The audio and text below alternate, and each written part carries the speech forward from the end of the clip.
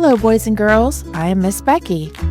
Each week, I'll be here to share encouraging and uplifting stories with you, just the way Miss Kathy would have wanted us to. Joshua gets tricked.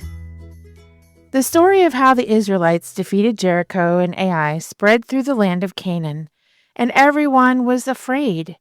Some kings wanted to give the Israelites treasure and riches to leave them alone, but Joshua would not accept their offers. God had told him to drive all the Canaanites out of the land, and he would not make peace agreements with any of the kings or cities. 6 kings from different cities decided to make one big army of all their soldiers to fight the Israelites. But the people of Gibeon didn't want to fight. They came up with a tricky plan instead. Some of the men from Gibeon gathered a few old leather wine bags that had cracked and been sewn together again. They got out their oldest sacks and loaded them onto their donkeys. They put on their most worn-out sandals and clothes. They picked up some bread that had been sitting out so long it was dry and crumbly. Then they traveled down to the place where Joshua and the Israelites were camped. "We're from another country," the men from Gibeon said to the leaders of Israel. "We come to make a peace treaty with you." The Israelite leaders said, "We're not making peace promises to any of the countries or kings here. Why should we make peace with you?" Then they took the travelers to Joshua. The men from Gibeon said to Joshua, "If you will promise not to destroy us, we will be your servants." Joshua looked at them. "Who are you?" he asked. "Where are you from?" "We come from a far country," the men lied. "We heard how your powerful God rescued you from Egypt, and how your armies defeated Jericho and Ai. Our leaders said, 'Take food for the journey and go find these Israelites. Tell them that we will be their servants if they will make peace with us and promise not to destroy us.'"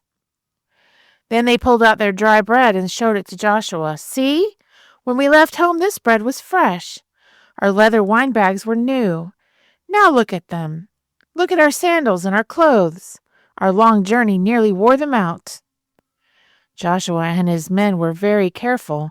They looked at the travelers' clothes and tasted their bread. They were sure that these men had come from a faraway place. So Joshua promised that Israel would not destroy them, that they would be safe. But Joshua and his leaders forgot one thing.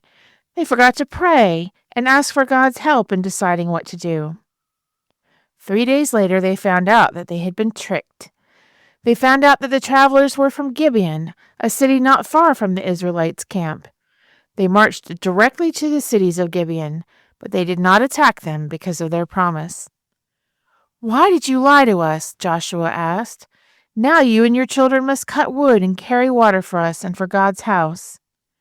The leaders of Gibeon said, "We knew that God told you to drive out or kill everyone in Canaan, so we were afraid. Do whatever you want to us. We will be your servants."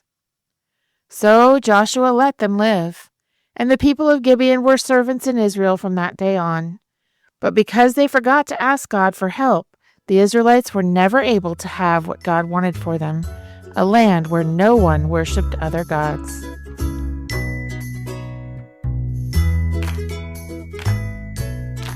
The story you have heard today is from the Shoebox Kids Bible Stories, written by Jerry D. Thomas and used with permission from the Pacific Press Publishing Association.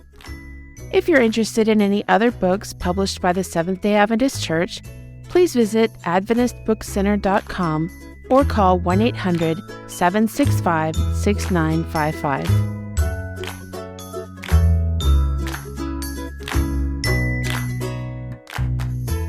This podcast is a production of the Carolina Conference of the Seventh-day Adventist Church.